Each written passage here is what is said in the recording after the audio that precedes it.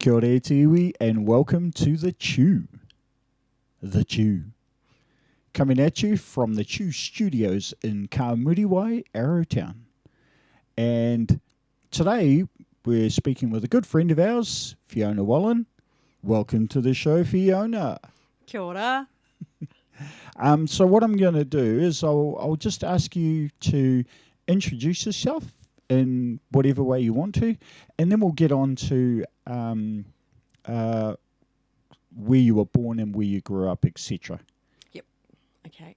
Ko Uluru, te maunga, ko Todd te awa, no ahi te Reo ahau, ko Airani, rawa ko Wera, te hapu o te iwi, ko Christopher tōku papa, ko Margaret tōku mama, aku tamariki te rā, ko Dylan, rawa ko Pipi, ko Fiona ahau. Kia ora. Ka pai, ka pai. Right, so I picked up in your pepeha there that you are originally from Australia. Yes, from the big fat red crab. Oh, shock horror. So what I'll get you to do is tell us, obviously you were born in Australia somewhere, so I'll let you tell us where you were born and where you grew up. Yeah. I'm quite proud of where I was born because you don't talk to many Australians who were born there. I was born in the very centre of Australia in Alice Springs. So I spent about the first 6 years in Alice Springs growing up in the red dirt and going camping and four-wheel driving and all that sort of stuff. And then we moved to Adelaide Hills for a little while to be closer to Mum and Dad's family. Is Adelaide Hills in Adelaide? Near Adelaide, yeah. So the city of Adelaide down in South Australia. And then we only spent about a year or two there. And then we, like gypsies, went on correspondence school and trekked up the east coast of Australia and stopped in Cairns. And that's where Mum and Dad were like, oh, it's warm here. We'll stay here. So I spent most of my growing up, I say Cairns is home. Okay. Yeah. But you were born in Alice Springs. Born in Alice Springs. Wow. Yeah, near Uluru. Is it just like the movies, with like... Very red. Yeah, and just a bunch of farmers with like floppy hats and kangaroos and stuff. And flies. And flies, they don't talk with their mouth much because the flies get in your mouth. Oh, and, really? Loads of kangaroos, kangaroo strike, camels as well. Camels were imported into Australia and they're just out there. But Alice Springs is kind of surrounded by a big mountain range as well. Right. And so it gets stinking hot, but it also gets cold at night because it's in the middle of the desert. So, yeah, cool. Yeah, I'd like to go back as an adult now. Yeah. But you wouldn't be allowed to do half the stuff we did at that age, where we used to just drive up to the bottom of the rock and drive into Kings Uluru. Canyon and right. yeah, and you can't do that stuff anymore. Right. So so you didn't spend much time in Alice Springs growing up. You pretty much at early age moved to Cairns? I think I left Alice Springs when I was about 6. Right. Yeah. So I started primary school in Alice Springs Right. and then moved after that. Okay. The company that Dad was working for, I don't know if they went bust or broke, or Dad was an aircraft engineer and aircraft companies are not good at staying strong. Yeah. So a bit of moving around. Okay. So you ended up in Cairns and you obviously spent a lot of your early childhood and probably teenage years in Cairns, did you? Yes, yeah. Right. So I left Cairns when I was about 21 or 22. Oh, okay. Yeah. So all my growing up Right. memories are Cairns. Right. Yeah. And what was it like growing up, coming through primary school back in those days? So that would be 70s, 70s, going into very early 80s. So I can remember things like first place we lived in Cairns was a place called Yorkie's Knob. So there was like a little hill and it was all about a smuggler. That's what it got named after. Right. But I can remember things. Music's big memories for me. Like I remember Kiss. Yeah, So yeah, we'd yeah. jump on the tables and we'd be dancing to Kiss when we Yeah. were like primary school kids. And What was your favourite Kiss song? I Was Made for Loving You. Yes, yes. I was made for love. Yeah, that one. And Hot Chocolate as well as another band that was really cool. But it was hot and we just played outside and on our bikes and just would, that kind of childhood where you'd go out in the morning with your brothers and sisters and you wouldn't be seen until dinner time kind of growing up. So did you live in a township area or was it sort of like rural? Yeah. Or? So we started out at Yorkeys Knob, which is one of the northern beaches. So it's not in Cairns, it's just a little bit north. And then when I was about 12, going on 13, we moved up the Kuranda Range and lived at a place called Koa, and we had 10 acres and horses and a creek. And Oh, wow. yeah, so quite lifestyle block, rural. Nice. Drove an hour to go up the range. Jeez, Catch the bus to school. Yeah, Lots of people know Kuranda Range. It's rainforest. Yeah. Yeah. And, so I lived in Oz for a little while, for a few years, about 3 years. But to be fair, I lived in Sydney, right in the township. Yeah. But my memories of Australia before I got there was like snakes. And kangaroos and stuff. So and crocodile, anything that's big and bites and poisonous and wants to kill you. Even the spiders are big. Yeah. Yeah. So did you see a lot of snakes and shit when you were younger? Yeah. So and because I started riding horses when I was 10, and so you'd be out in the cane fields with the horses, and you'd see snakes quite a lot. And when we moved up to past Kuranda, you had to go down the river to turn the pump on to fill the water tanks, and you wouldn't do things like you'd never just step over a log. You'd really? always kind of step on the log and look. You always bang your gummies out. You tip your gummies over and bang them. I remember once I was in the kitchen because we had big ranch sliders and our house the doors were always open because it was stinking hot all the time. Yeah.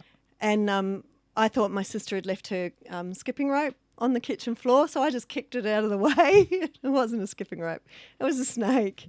Jesus Christ. Kind of, the carpet snakes are all right. They're the really big ones and they're not poisonous, but they'd come for the chickens and the chicken eggs and things like that. So you'd find them in the chook pen. But the poisonous ones, you wouldn't see them around the house that much. Oh, okay. Yeah. Jesus Christ. So yeah, no, you can keep that stuff. yeah, carpet snakes get pretty big. They'd wind all the way around the chook pen. Like you'd see them going round the pen. They'd get themselves all wrapped up. Yeah. Oops. Yeah. No, but And that. crocodiles and stingers in the sea as well. So the hottest time of the year. Oh, like blue bottles. Box jellyfish. Oh, box jelly. Oh, Yeah. look at that. So you don't want to go swimming because the tentacles sting you. Yeah. And what else? Oh, cassowaries. They're What? big. They look. They're a bit like a smaller version of a moa, and they're blue on the face, and they've got a big horn, and they've got really sharp claws. I've seen those things on TV. Yeah. What are they called? Cassowary. Ah. So you don't want to upset the cassowary either because they can really charge at you and hurt you. So there's lots, but you don't think about it when you grow up because you've grown up in it. So you just... Yeah, it's quite normal to see these strange looking animals and stuff. So now even if I see a bit of rubber on the road or something, I kind of go, snake. And then I'm like, oh, no, it's okay. There's nothing here. I'm in New Zealand. It's just rubber. You can walk barefoot everywhere. Yeah. Yeah. Oh, cool. And so you did all of your schooling at the same school? Did you? No, because I moved around a lot until I was about 8 or 9, I think. So I went to, my first school was in Alice Springs, primary school. Then Adelaide Hills, a town called Nairn. I went to primary school there too. Then I did correspondence school for a while. Then when we landed in Cairns, we even moved suburbs a couple of times. So I went to school in Central Cairns primary school for a little bit. And then we moved up to Yorkeys Knob, and I went to Yorkeys Knob primary school. Yeah. And that was the one I stayed at. Ah. Yeah. So must have been it's really hard to figure out. I think I must have been about 7 or 8 Yeah. when I got to Yorkeys Knob. Oh, okay. Yeah. And so you stayed there right until the end of... I moved. My sister was born when I was 12, and that's when I was really in the horses world, and we moved up the Kuranda Range to a place called Koa. Koa. So, yeah, Koa. And what, you carried on going to school there too? I went to high school by that stage, right, so I was catching the bus down the Kuranda Range to Cairns High. Right. So, Cairns High. Cairns High. Does Cairns only have one high school, does it? No, it had Trinity Bay. My brother went to Trinity Bay. Oh, right. And Cairns High, and then they built another one at the bottom of the range called Smithfield. Oh, okay. But I didn't want to go there. No. Is that the enemy, is it? Yeah, I was like, I want to stay in Cairns with my friends. And I played you've moved me around too much in my life already kind of card. I want to stay with my friends. At one, yeah. Right. So my sister went to Smithfield High, and I went to Cairns High, and my brother went to Trinity Bay High. So we all went different places. Well, that's weird. So, yeah. You get home and tell stories about your schools. Oh, it was quite good because nobody could dob you in for wagging it or anything. Right. Yeah, we were all at different schools. Oh, yeah, right. So, and so when you finished school, did you know what you wanted to do after that? I had no idea in high school what to do. You know, I did the classic interview with the careers advisors kind of thing. Oh, yeah. And I remember them saying, well, the subjects you've done, there's not much you can do. And it was like, oh, what? Nice. Yeah, thanks. It's really motivating. But my neighbours up in Koa, their elder girl went nursing, and she'd come home and all her nursing stories were really interesting. So I was like, I reckon I could do that. You mean dodgy? Yeah. So really, some blood and gore stories. So where did you stay in Cairns? Did you do nursing school or something? Yeah, so Cairns-based hospital, really big hospital, covered right up the peninsula, Cape York, up to Papua New Guinea. So it was a really big hospital, and it was a teaching hospital. Oh, yeah. So I did the in-hospital training, which is like an apprenticeship, 3 years. Right. Yep. Hard slog. Yep. 3 years. So it's quite different to what you do with nursing these days, right? Yeah. Do you need a degree or something to be a nurse, or how does it work today? Yeah, I don't know if it's a diploma or a degree. I mean, you can do Bachelor of Health Science now. Yeah. So we kind of came out with the equivalent of a diploma. Right. But we learnt in hospital. Right. Yeah. So you know, you're fresh 17-year-olds working on the wards. You'd do blocks of like 6 weeks on the wards, and then you'd go back to lectures for 2 or so weeks, or even more, 4 weeks maybe, and then thrown back into the hospital again. Okay. So you learnt on your feet, and you learnt doing it hands-on, being there. The practical stuff, Stuff that you don't forget. Did you still have lectures though? Yeah. So we did like blocks of lectures, which we were always like, yay, no night duty. Right. Yeah. Oh, okay. So we did the full shifts, the morning shifts, the afternoon shifts, the night duties. Yeah. Yeah. Everything. And so did you enjoy the whole doing the nursing training thing? It was it suited my personality. Like, you're on your feet. You're thinking, problem solving. I prefer surgical nursing where it's fast paced. I didn't quite enjoy the medical side so much where, you know, it's a bit quieter and everyone's in because they've got medical problems and they could be there for weeks. And I liked the other side, the surgical A&E, ICU, operating theatre. Right. I liked all that. Right. Yeah, because... Orthopaedics.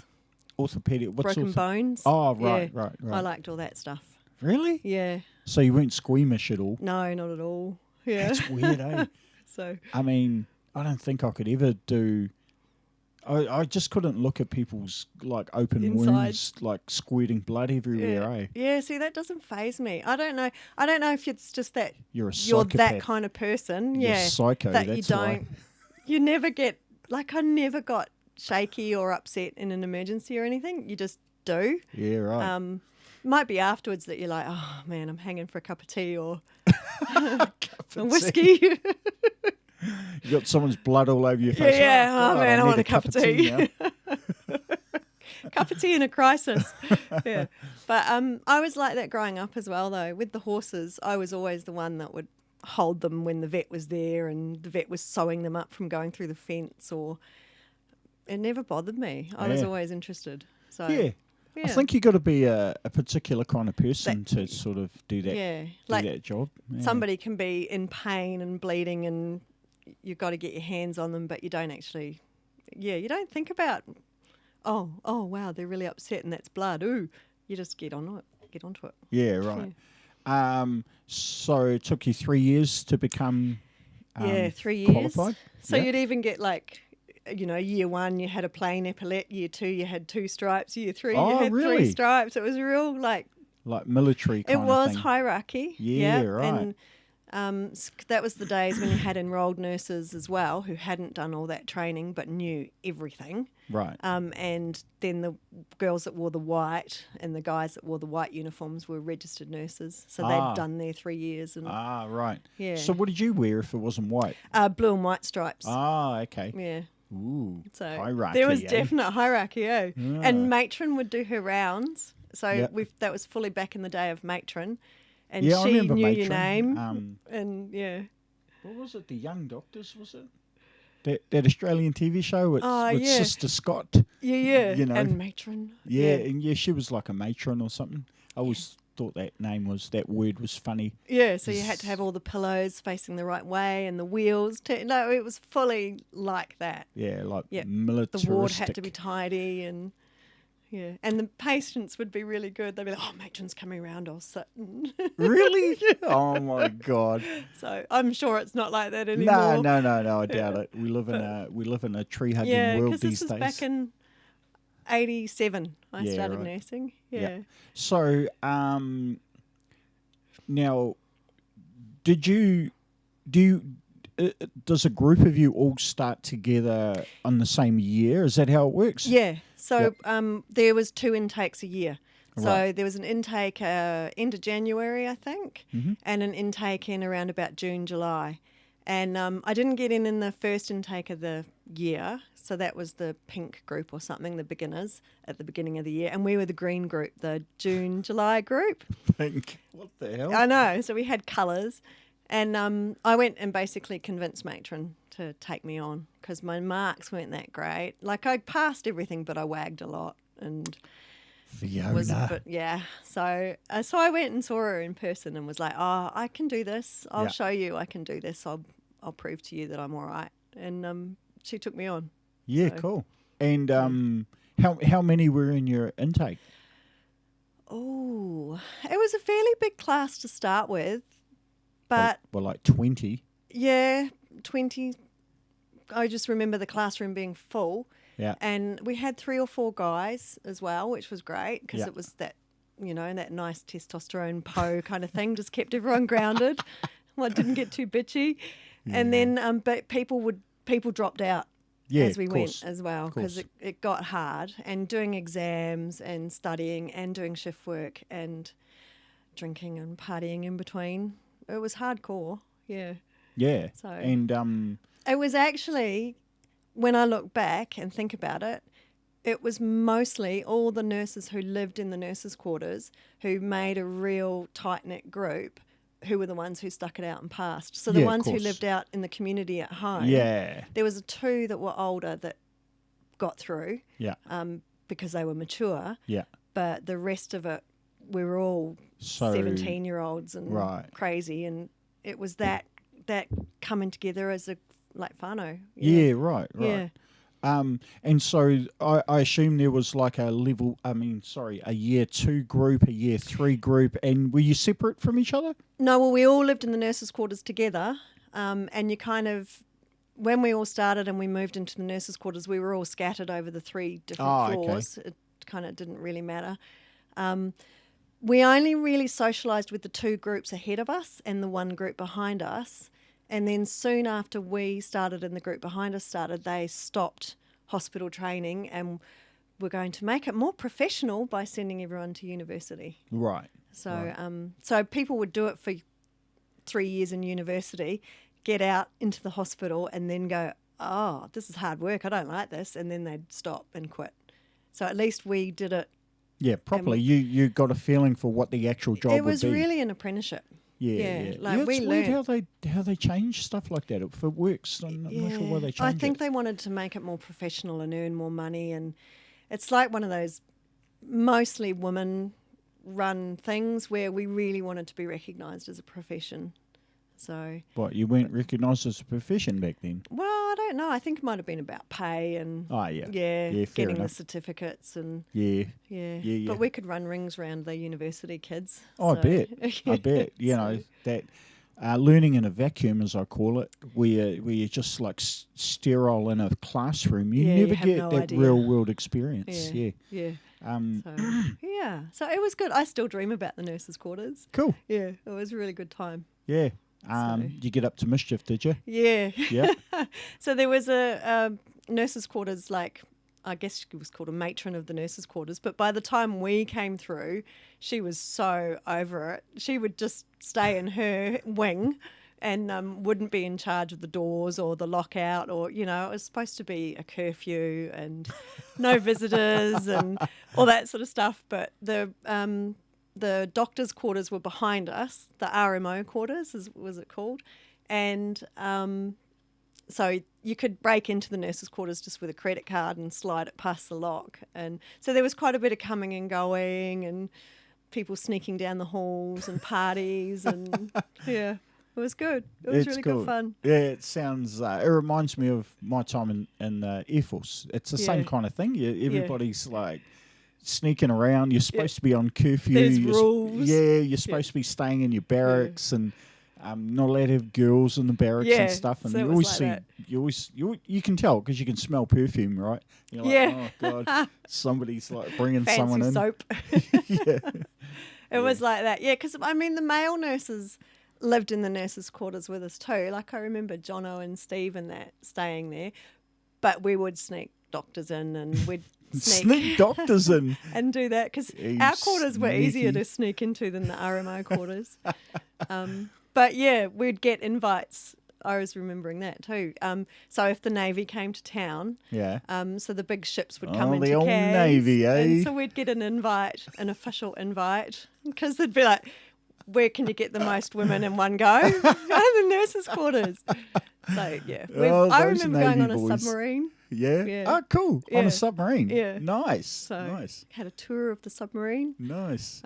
So, yeah, there was a lot of partying in between as well. Oh, the Navy boys like a good time too. Yeah. So you'd know when they were in town. So, so you'd go out clubbing as well and you'd run into them clubbing and...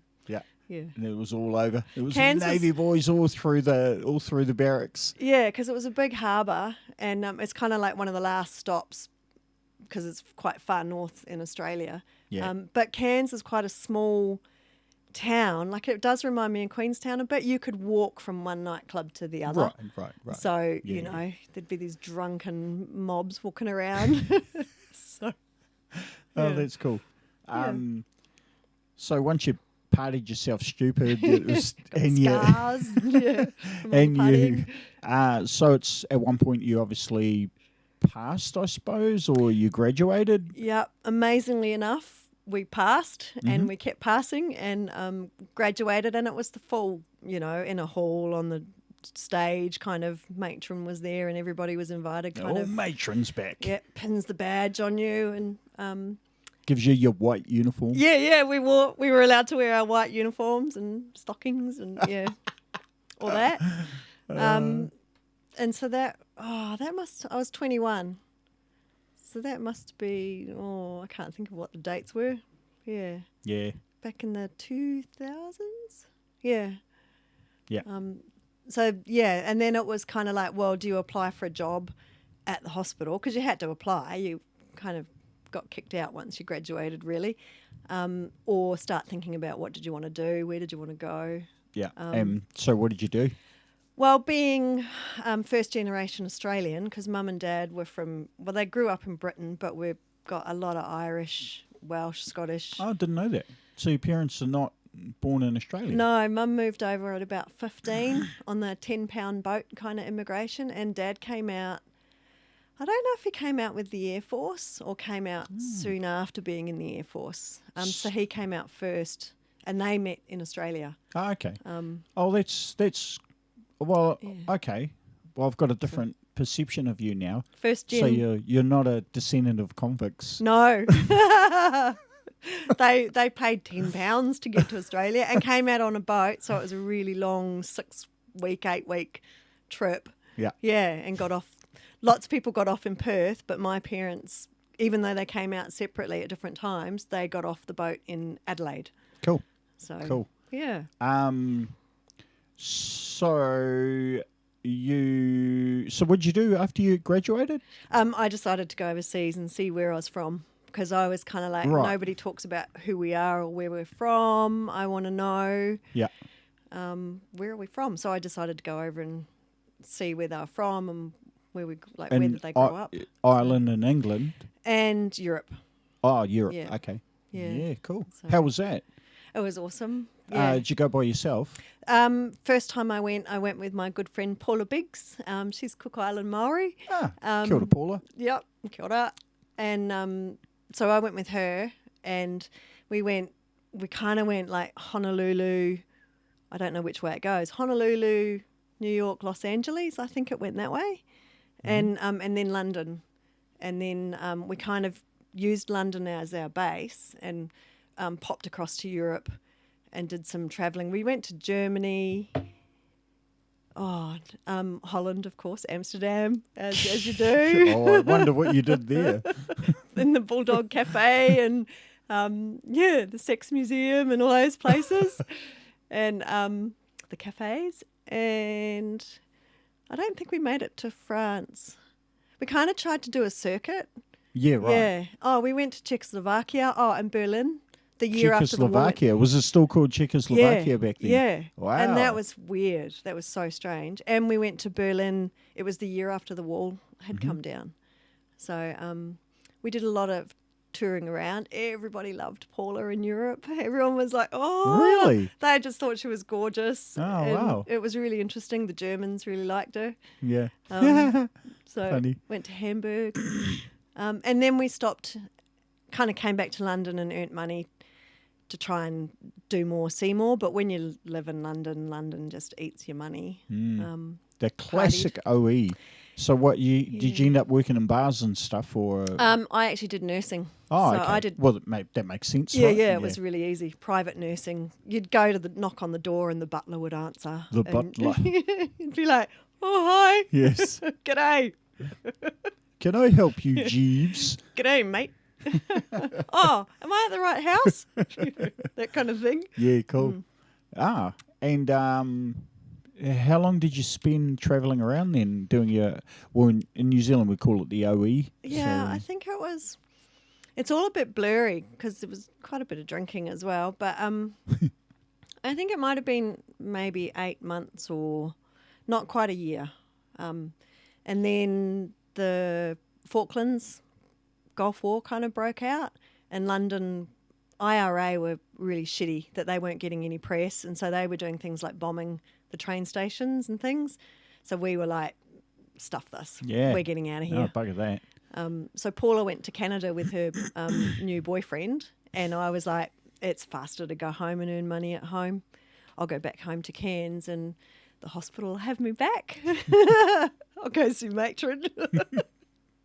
And went back to work in the operating theatres and earned more money, and I actually went back by myself next time to see what I hadn't seen the first time. We're back overseas. OE, yep. Did Spain and France and Greece and Singapore. I kind of, and then ran out of money and Funny Dad, that. can you pay for my trip home? So you just went by yourself? Second time. Yeah, wow. Yeah, that was really cool. How was that? It was really cool. I met more people the Yeah, second I time bet, because you're on your own. Yeah. So a lot more people approach you and talk to you, and you're not so worried about will they want to go here, and overthink it as a girl. Oh, my friend doesn't like that. I won't go there. So I did things like went to San Sebastian because I met two girls that were going that way, and I was like, "Where's that?" So I went. changed my train ticket. Yeah, I'll come. Barcelona, places that I hadn't really thought about. Barcelona. Yeah. So I went because I met people and they were going that way, and I was like, oh, yeah, that sounds great. I'll come. Nice. I'll gate crash Nice. your tour. Did you ever feel unsafe at any stage?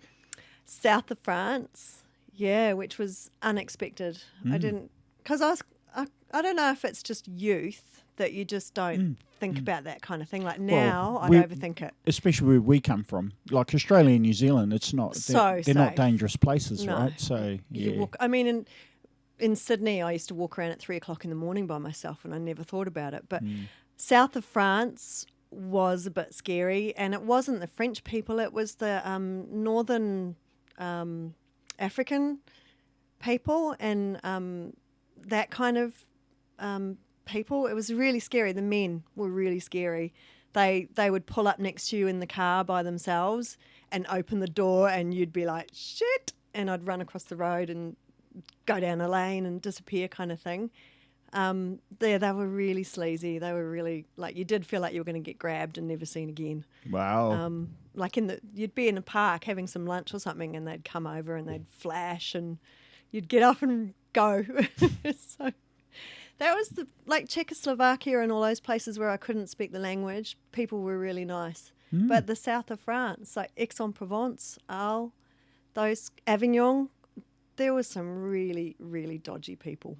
Yeah. Wow. Even though it was beautiful and Yeah, because the south of France, people rave really about beautiful. it. Yeah, like it's sort of like a New Zealand. But because I wouldn't go to places like Turkey by myself or Egypt by myself as a woman, but I didn't think about the south of France being like that, but it was. Wow. So, Wow. Interesting. And so eventually you came back to Australia? Yeah, ran out of money. So, Dad, do you think you can pay for a ticket to come home? So, all right. So we'll kind of time warp a little bit now, and I'll ask you.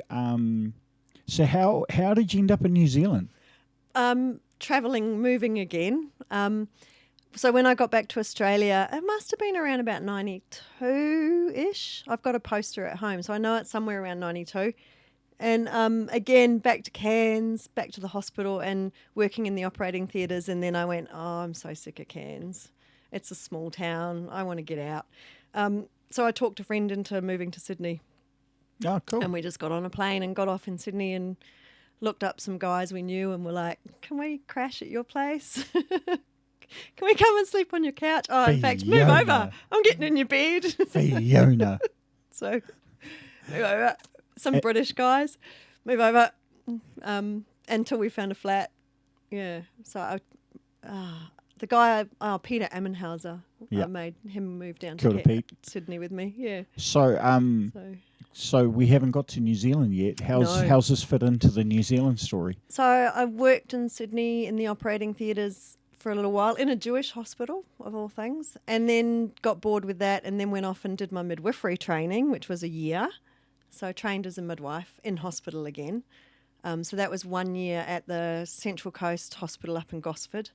Really good surf beaches. Mm-hmm. And then I was out in Sydney one night in the Bentley bar and I met some guy with bleached hair and really beautiful blue eyes. And he was Kiwi. And I was like, I grew up with Kiwis. All my mates in high school, Kiwi. They're all Māori or Kiwi. And kind of connected over music. I won the game of pool and went back to his place I was with a friend from work and just played music, and then I kind of left at 3 o'clock in the morning or whatever. But my friend ran back into this guy later and gave him my phone number, and he just rang up. And apparently I'd kind of said, oh, why don't you come up the coast for a holiday? I don't remember saying that. Next thing I know, he's knocking on my door. Yeah, just like you did to these British guys, right? Yeah. So he's the father of my children. So he was Kiwi. Okay. Kirk Dyson, and grew up in Auckland. Mm-hmm. And I finished my midwifery training, and again, you have to apply to the hospital to keep working there. And they didn't want anybody. They had enough staff. And so it was kind of like, what do I do? So I had an old car, a 1964 Holden, and we bought a caravan, and we decided, I kind of said to him, well, you never did your OE. He got as far as Auckland to Sydney and never got any further. So I was like, come on. Classic Kiwi, man.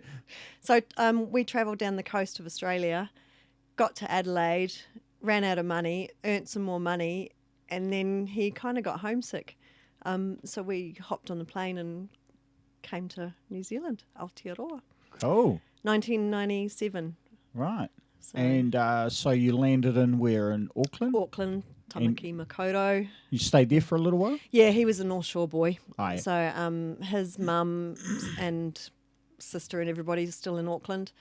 So we landed there and got a flat and decided that we'd stay there for a bit. Yeah. Yeah. So. And so were you nursing when you got here? Is that the deal? Midwifery. Midwifery, So I was yeah, catching right. babies. Right. So I went, my first hospital was North Shore Hospital on Takapuna, Auckland. And then I decided, the hospital shifts, it's not quite midwifery how I'd want to do midwifery. So I did caseloading, independent midwifery for a while, which is hard work. And then after a while of doing that, I kind of was like, oh man, this is so full on. You have to have a really good midwife partner as well, one who does the same amount of work as you and supports. You have to be really supportive of each other to do a really good job. And I think we both burnt out at the same time. Yeah, right. So I jumped back into the hospital system. Right. And then I kind of got, this is going to sound really bad, I kind of got sick of the clientele on North Shore Hospital because they were, after working in Wallara in Sydney, I knew big money, knew what it was like, and North Shore people thought they were big money, but they're not. So it was more important that the ring on their finger, the car they drove, and the makeup they wore, than picking up their baby out of the cot. Yeah, right. And you had to convince them, come on, you need to feed the baby. So I got sick of them, so I went west and went out to Waitakere. West. Yeah. Yep. So I moved out to Waitakere, and that was more my people. Yeah. Yeah. Westies, eh? Yeah, follow cool. bogans and big whānau and, you know, lots of Māori and Pacific Island women, Tongan, Samoan, and so that was great because that was more like how I grew up. Right. I was like, oh man, this feels like home. Yeah. Yeah. And so how did you end up in Queenstown then? We actually travelled down to Wellington for Kirk's sister's wedding. Yeah. And we decided that we'd been in New Zealand and we'd been nowhere, just Auckland, got stuck in the city. So we got a camper van and, you know, like the Kia Maui camper vans. Yeah. And we were like, let's blast this. And so we went to Wellington for the wedding, came across on the ferry and did the full South Island trip. As we drove into Queenstown down Ladies Mile, there was like 30 centimetres of snow on the ground. And I was just like, oh, wow, this is so beautiful. And had to go at snowboarding. Yeah. On that trip, we actually went to Turoa first. Oh, yeah. And I did like 8 hours of snowboarding at Turoa and was like, this is awesome. Oh, cool. This is great Did you pick fun. it up straight away, did you? Yeah, because of surfing in Australia. Oh, yeah. Bit similar, kind of balancy thing. Yeah. Yeah, and came down here and was like, oh my God, I'm in love. This is beautiful. And it was a really primo winter. Yeah, it was right. beautiful. So, and what? So you moved down? Yeah. Or I was like, I'm in love. That's it. I have to live there. It's so beautiful. So we went back, sold our place up on we had a place up on the Kaipara Harbour. Oh, yeah. Yeah. Did you? Yeah, fully, 2178 Kaipara Coast Highway. Ah. So I've moved around heaps. There's heaps of... it sounds almost flaky sometimes because you're like, oh, yeah, well, I was here and I was there. And I know. I'm the same. I've lived in so many places that, you know, people think that you only come from one place or you've only lived in one place. Yeah. And then they'll say something about a place. And you'll bust out a story. Yeah. Oh, and you go, oh, yeah, when I lived there, da, da, da. And they go, And what? like, You lived there? Yeah, Yeah. fully. Because I've lived in Dunedin, Rotorua, Pauanui, Auckland and Arrowtown. Nice. I think that's all the places in New Zealand. Oh, Kaipara Coast Highway, yeah. Yeah. northwest Auckland, we kind of called that. Yeah. Yeah. So we had a place out there for 5 years. Yeah, right. Yeah. So I just commuted into the hospitals from there. Right. It was nice. And so when you landed here, you just sort of went, okay, I'm here, made it to paradise. Yeah. Hi. Yeah. I'm from the tropics, but I love the snow. Yeah, that's that kind of thing. Yeah. Oh my God, it's freezing. Yeah. So now that we've got you down to Queenstown, so so we met through our Te Reo Māori language classes. Yep. And so that was back in 2016ish, around there, I think. Yeah. You were on course with my wife. But one thing I've noticed ever since then is you are immersed fully in the Māori world. Yeah. And so I'd like to sort of touch on how you got into that and sort of where you are at the moment. Where it came from. Yeah. It kind of goes back to high school. Right. As well. So it wasn't until I got here that I looked back and went, oh my God, I feel like I'm supposed to be here.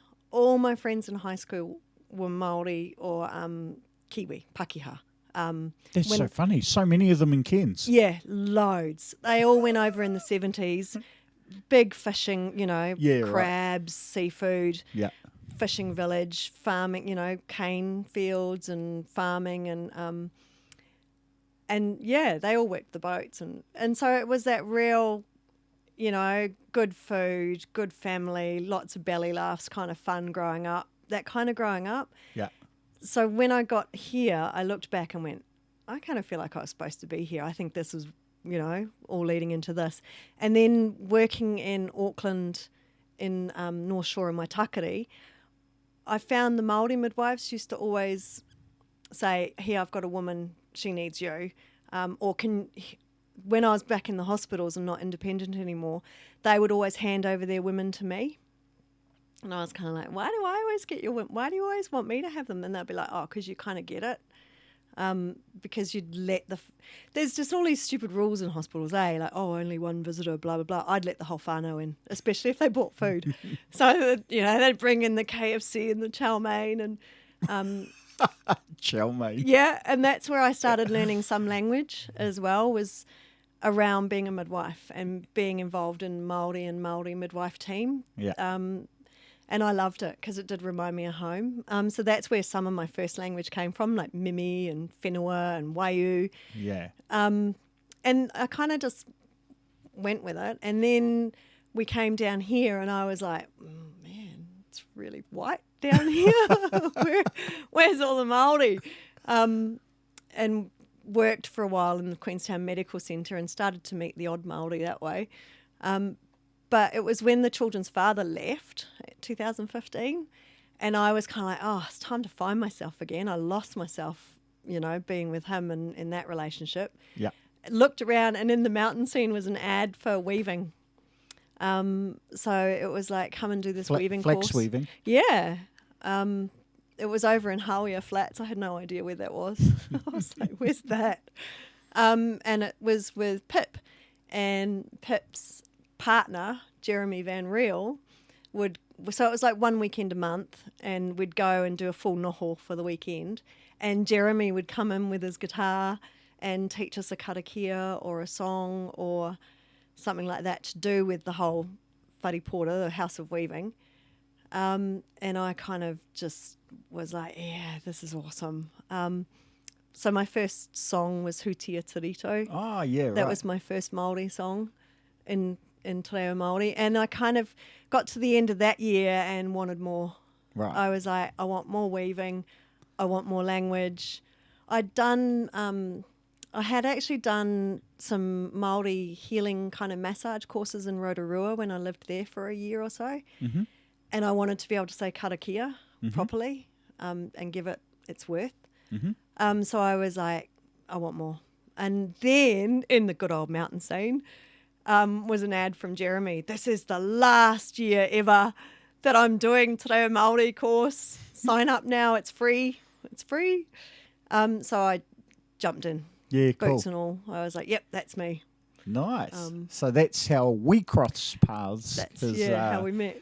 Yeah, in 2016 I enrolled in Jeremy's class as well, level 3 and 4. Because I had some background in language, he let me go straight into level 3, 4. But I do believe were you on Caroline's class? I don't think You might have been the year after. I remember Kathleen and Jeanette and Keith. Oh, you were in the next class, I think. Was Sarah Little in our class? Yeah, Sarah Little. Yeah. And Kelly. Yeah.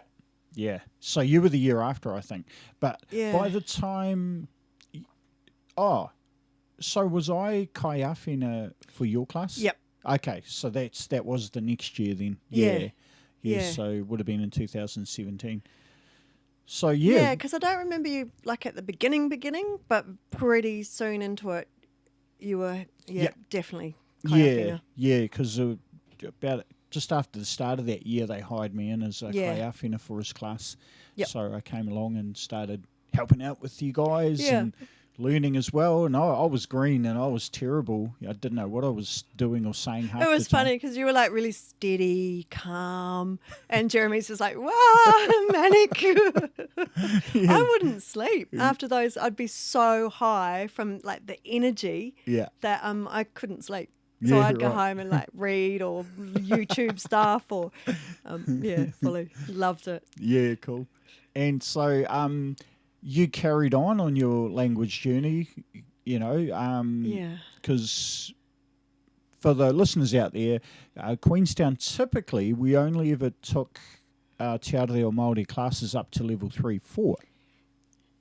But, and because I remember you were so keen on Māori stuff back then as well, when you guys all finished level 3, 4, then we would do things like kōrero, where I would help you guys out to revise some of the language stuff. Because we had such a close-knit group of friends who wanted to carry on learning and revising Te Reo Māori.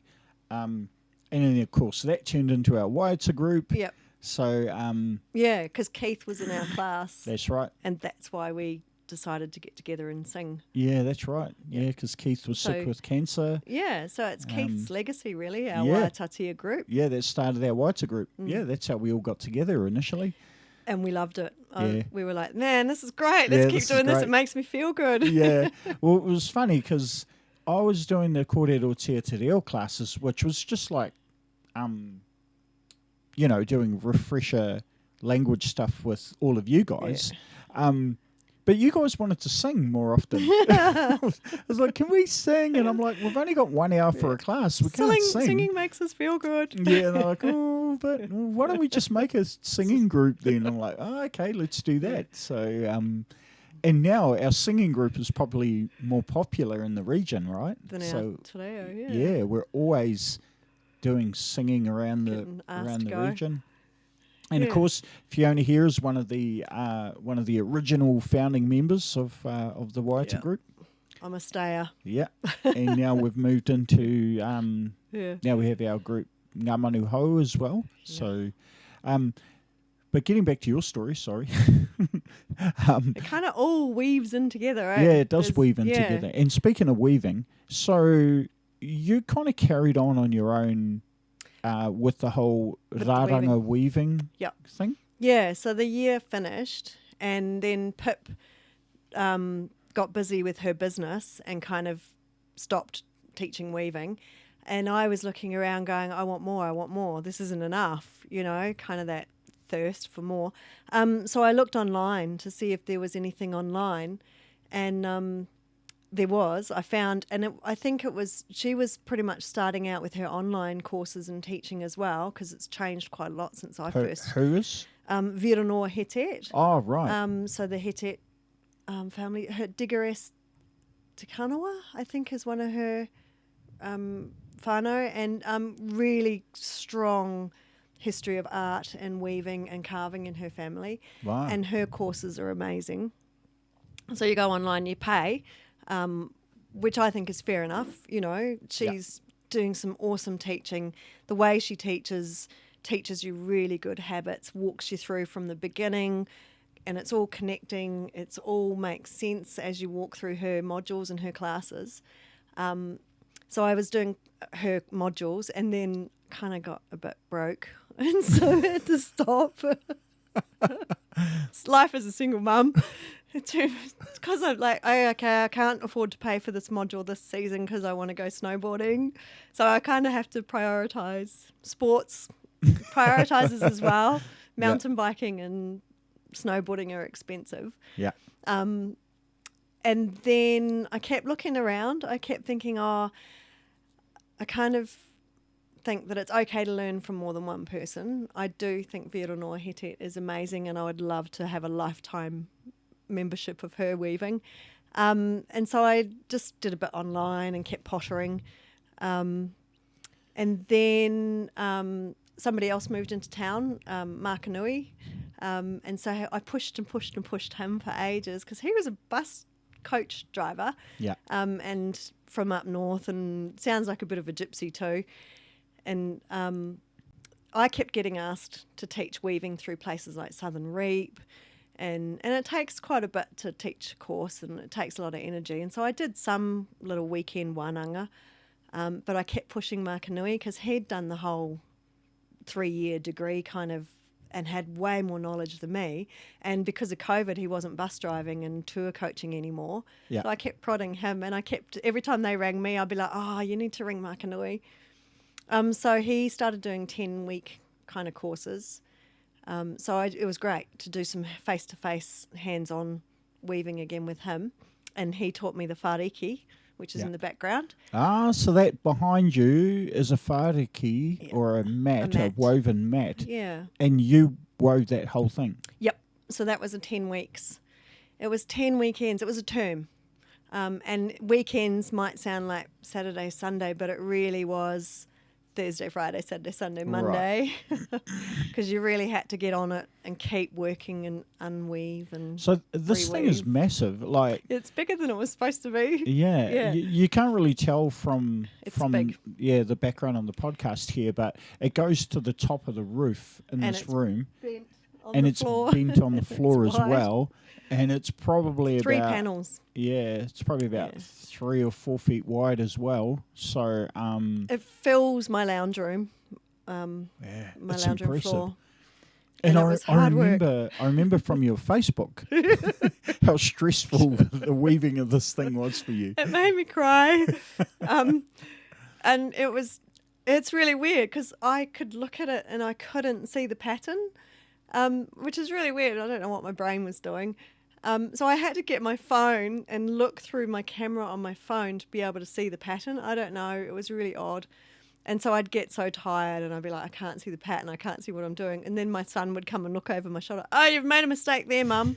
Oh, I can see there's 3 there. And I'd be like, no. So I'd undo it. Yeah, right. Do it again. But I was impressive. determined. That is impressive. I don't, not many people have the ability to weave a big whāriki like that. Yeah. And it's hard on your body.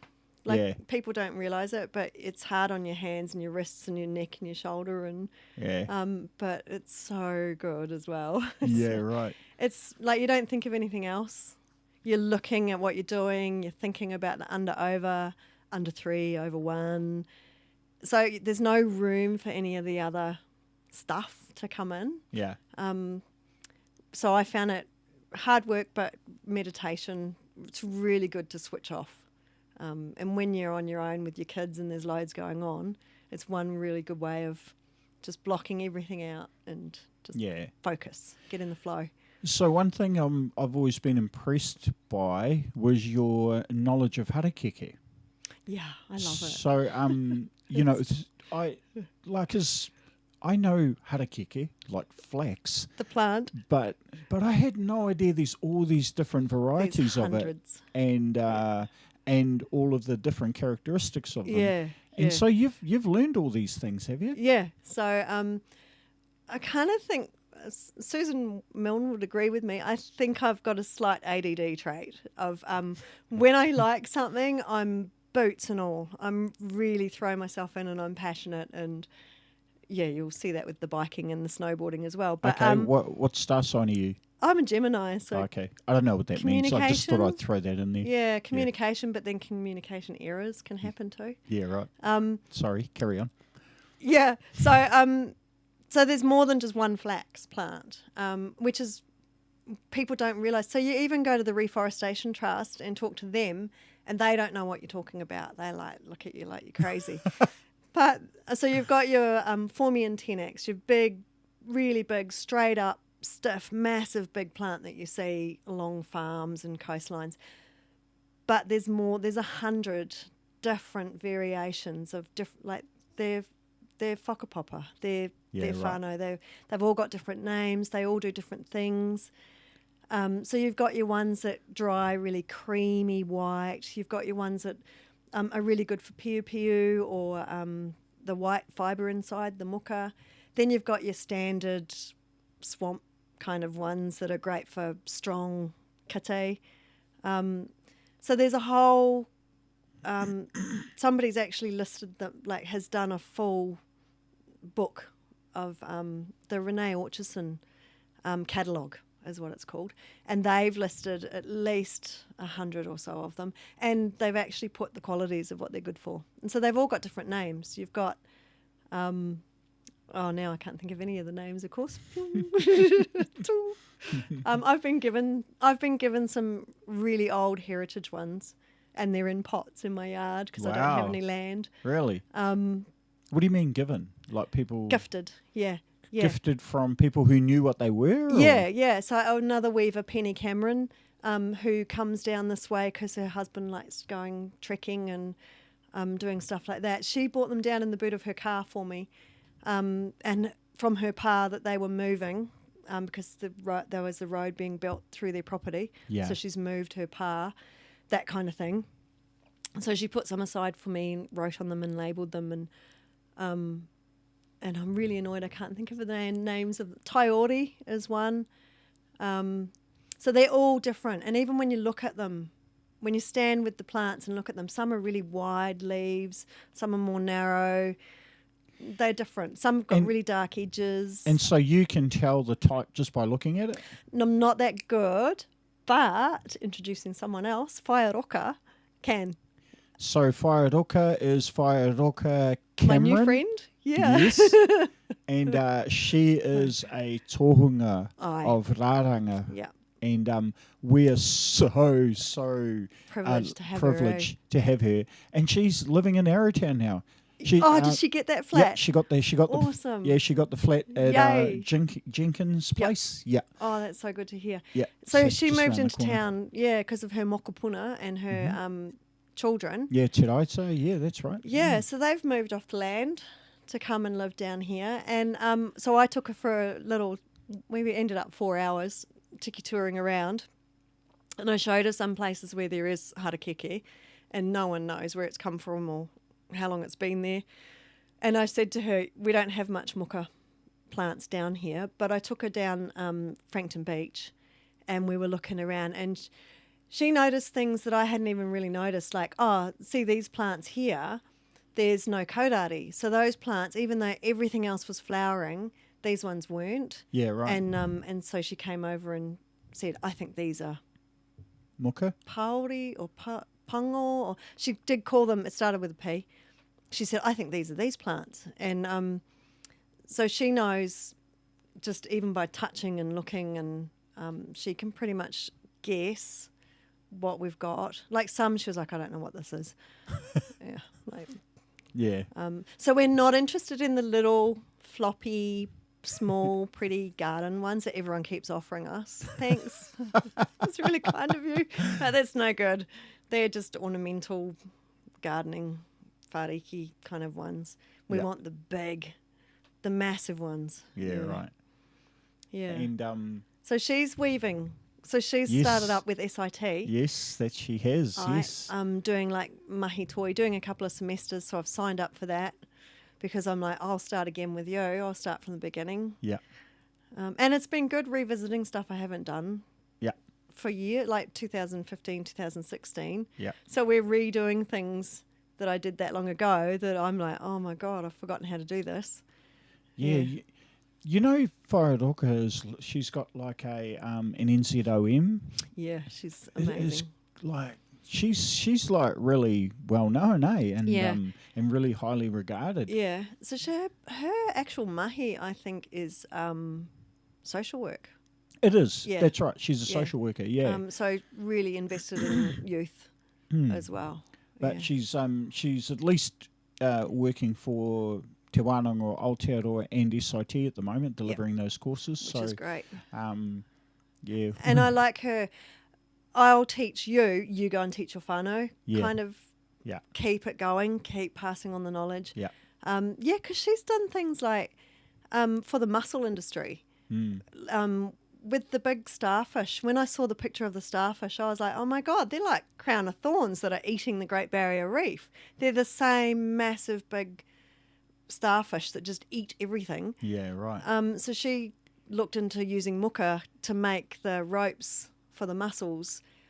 So if you go online and look all that sort of stuff up, she's out there. You can find all her research and what she's done. And she's quite. She does a lot of contemporary stuff too. I noticed. Yes. Yeah. Experimental. So sort of very stuff. experimental.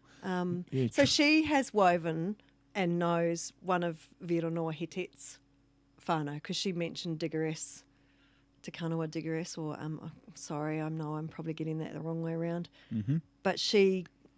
No, because she's from Opotiki or somewhere up around there. Yeah, she's from Opotiki. So she knows Kelly's Apanui. Yeah. Kelly's whānau. Yeah. And we need to get them two together to meet. Yeah. Yep. Yeah. Yep. Sorry, guys, that was a bit of local stuff. We've got to get them connected. Yeah, for sure. Yeah. Now, circling back to your language journey, so, we talked about how you finished, you did level 1, level 2, and did level 3, level 4. Then we had to wait.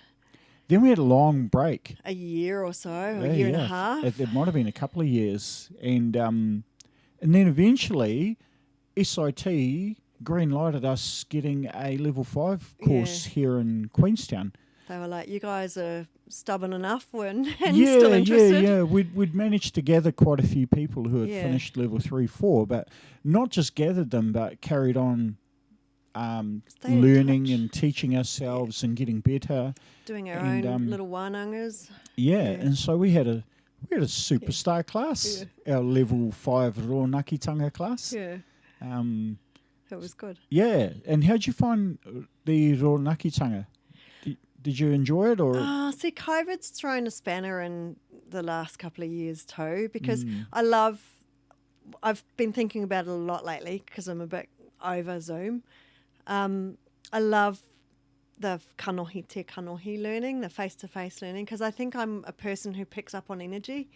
So I find the classroom setting and being in amongst your friends and learning that way where you can, you're getting everyone's vibe as well, and you can kind of lean over and say to your friend, what did they say? I didn't get that. Yeah. What? I really love that style of learning. And the get up and do a song and games and kinesthetic, don't just sit. Yeah. Whereas I find Zoom really hard. Yeah. Because I'm not getting any younger. So I find Zoom, it's fast. It's a little bit hard to hear sometimes. It cuts in and out when people are talking. Yeah. And I just get grumpy with sitting still as well. Yeah. So I found Zoom. I loved all the noho and I loved the noho the were really good. face-to-face. And I was so impressed that Papa Rusty came up to Queenstown. Yeah. That's a big trip. Yeah. And I loved all that side of it. But we've been doing Zoom for so long now that I'm like, I feel like I'm kind of not progressing how I want to progress. I'm getting a bit grumpy with myself as well. Yeah, so but the key for the rōnakitanga was we had 8 noho marae, right? Yeah. And did you find those useful? I love going to the marae. I love it. The noho were great, weren't they? Yeah. It's just that whole atmosphere again. They're sitting up at night in the kitchen. Yeah, in the kitchen, having biscuits. And even if you're not having that conversation and you're sitting catching up with your assignment, you're kind of listening to the conversation all the time too. Yeah. And just that whole family feel. Yeah. So that was level 5 rōnakitanga. Yeah. But now We're both Level 6. we're both currently on level 6. Opikitanga. Yeah. Yeah. Now this one's a bit of a harder step up, isn't it? It is. Yeah. Yeah. And again, because we've ended up back on Zoom, just due to unforeseen circumstances, I'm kind of a little bit like, oh, I really want the face-to-face stuff. So I love going to the marae. Like last weekend at the marae was awesome. Yeah. The last one we had, because we had, I can't think of their names. That's age as well. But we were talking about tāmoko and... Jay. Yeah, that was really cool. Jay Davis, yeah. And then just talking about Wairua energy. Yeah. I love all that. Yeah, just keep right. banging the hands are going now. And I find the Zoom, it's at the end of the day, you're tired, you've got to focus when you're doing Zoom. And it's fast. It's like, read this, 10 minutes flat, translate it, write it down, answer the questions, and then answer the questions when Joni puts you on the spot. And I'm always like, I don't quite get that. You guys do pretty well. Yeah. Because she raises... Yeah. I think she raises the level and ability in our class because of people like me and Mason. You know, like, so I kind of have to apologise to you guys because she has to give us something. Yeah, because you need to be learning too. Yeah. But it's good because it's been really, there's been no pakiha. It's all te reo. No, Johnny doesn't. Well, scramble, keep up. This is Opikitanga. Work it out. Yeah, which has been really good because level 5 there was a little bit too much. There was way too much Te Reo Pakeha. Yeah. And I kind of think we all got a bit, complacent. No, well, I knew it was a bad thing. Yeah. To be for you guys not hearing as much Māori constantly. Yeah, that level 5 should have been immersion. Yeah. So, and she's fast, and so you have to be working with your brain all the time. Joni's perfect. That is the perfect, for me, that is the perfect kaiako for level 6. Because she speaks a little bit fast, but she's clear. Yep. Her sentence patterns are solid. It's like, I love to listen to her language because it's just, when you understand it, it's so clear. So I think my listening's better. Yeah. And my reading, but I get panicky because I'm like, I've got 10 minutes. Quick. I know. Where's the word I'm looking for? And so I try and just pick one word out of the question and look for it. Those are hard. They're hard. You're under, it's like being in an exam. You're under stress if you've got 10 minutes. It's good. But you can do it. And I found sitting at home in the quiet on my own couch is better than trying to be in a group. I tried going to Alexa's house and being in a group, and I found that too distracting because it's my ADD of, what are you saying? What are you doing? I'm missing out on what you're doing over there. I think there's just too many. Like, I think there's a perfect alone. number. Yeah. Like, I think 3 people is probably perfect. I've done 3 with Melissa, Susan and me, and that was good. Mm-hmm. But I've been brave because at first I was like, oh my God, if I'm home alone on the couch, I'll get asked a question. You're always welcome to come here. Like, I pretty much always do class here. I always sit in that chair and do it. And you're only a couple of doors down. I know, I'm just across the road. Yeah, so just come over, and then I can tell you what she's saying. Just slip me a note. I know, because I always get your messages a bit late, and I'm like, you were trying to help me. Sorry, I was just bumbling on my own. But it's been good. You do well. It's put me on the spot. Yeah. And there's been times where I've answered, and I've been like, man, I managed that. I got that. Yeah. But I still don't think I'm good enough. I mean, if no one thinks they're good, I don't think I'm good enough.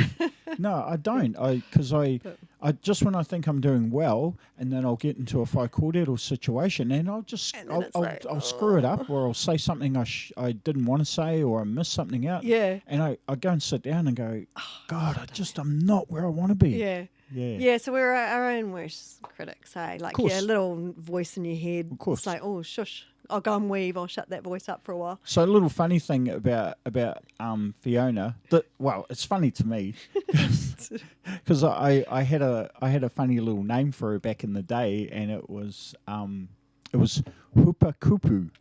Oh. Kupu soup. Or word soup. Because I would try, hey. I'd be like, you just say words, Yeah. and it didn't really care about the structure, and Yeah. and I actually think the grammar was terrible. I actually think that's a good way to approach it, because I think too many people just won't say anything. Yeah, they worry, eh? Yeah, and you never had that problem. I just it would come out before my brain doesn't necessarily connect to my mouth, so the words would come out, and then I'd be like, "Oh, shut up." Some people are getting grumpy because you're always like, "But." No, that's good. But I seem to remember kupu. Yeah. Like I pick up new words and they just get stashed away, and so somebody else might have the sentence structure and understand the question, and I'll be able to fill the gaps with the kupu. Like I'll be like, "Oh, this is the right word for that." And Yeah. so I'm hoping that one day I'll just wake up and I'll be like have sentences. Passive sentences are still a nightmare. You guys are better than you realise in your level 6. I know you're hard on yourselves, but that's only because you're comparing yourselves to like me, Mason, Julie, Emily, Taika. Yeah, Taika. We miss you. It's but the reality is you're better than you think you are. It's just you just sort of.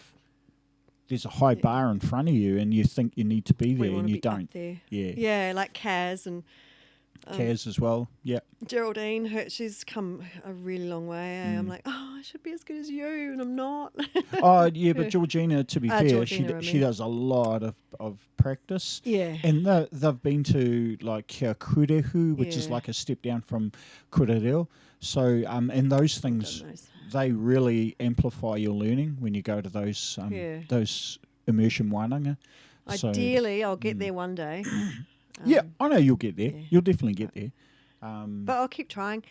I got rid of Sky TV because I thought, oh, don't need that bill. But I really missed it because I really missed recording Tōku Reo and all those ones with Pānia Papa. And you don't. All you need is internet. I don't like the computer. I've tried it on the computer. I like it on the big screen on the TV. So our big screen works. I'll get you a cast box or something. I've gone back to Sky. Yeah. Have you? Yeah. No, I'm fully unnecessary.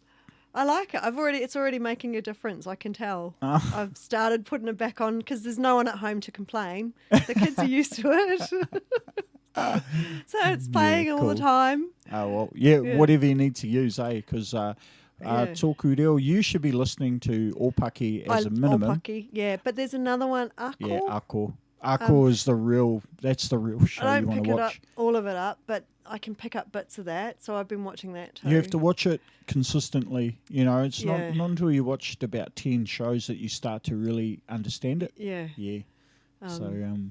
But I've brought all that back in because I missed having it on the TV, and it doesn't necessarily mean I'm watching it, but I can be doing something and having it playing in the background, and I pick up bits, and so I've decided to go back to that because I thought I just feel like I'm going backwards a little bit. I'm going to bring that back in. Good. Yep. And I've got all the workbooks. I need to do them one day. Nah. No. Oh, it might improve my grammar. Nah. It's just leave the pen and the paper alone and just start talking. Put it all. Yeah. Yeah. Right. So cool. I love it. Yeah, we've gone over time, which is totally what we expected. But fantastic kōrero. Thank you for walking your way through from the little girl in Australia and the Aussie chick in Alice Springs, all the way to being this known person in Arrowtown for being a Raranga person. Yeah. So, and all your supportive things Māori in the region. It's fantastic. Just love that you've got this true blue Aussie right smack in the middle of it all. I was born in Alice, in the middle, in the heart of Australia. Yeah, it's cool. There's a few of us around. Yep. What, Australians? Yeah. We see the light. We come this way. Yeah, there are a few that actually do the buck the trend and come and live in New Zealand. Let's go this way. But did you want to have any last words before we wrap up? I don't know. We normally do this question thing, and I'll try and remember what the questions are. So, Oh yeah, that's Taika's bit. yeah. I totally forgot to write them down so I can remember them. So I'm going to try and go off the top of my head. Now, the first question will be, what age was your favourite age? Oh, pretty much 16 to 25. It's a pretty big. That's like the fully. That's a whole lot of years. I know. That's the fully. See you later, mum and dad. I'm earning money now. Yeah. Just getting out from under their control. Yeah. They were pretty strict, and letting loose and earning money and being able to make your own decisions and go where you wanted to go and travel, and those friends in that time. Cool. You know, the high school friends and the early 20s friends are the best. It's so much fun. Yeah. Nice. Still nice in touch. Ones. Good old Facebook. Still in touch with quite a few of them. Yeah. So next question. If you could have dinner with any 3 people, alive or dead. 3. 3, yeah. Which 3 people would you choose? Well, I'm going to go Jimi Hendrix, Oh, that's random. Bob Marley, Marley. Nice. and who's the Earth guy? He's getting really old now. Earth guy. David Attenborough. Yes. Right. Yeah. It'd be a very interesting dinner. It would be. Yeah.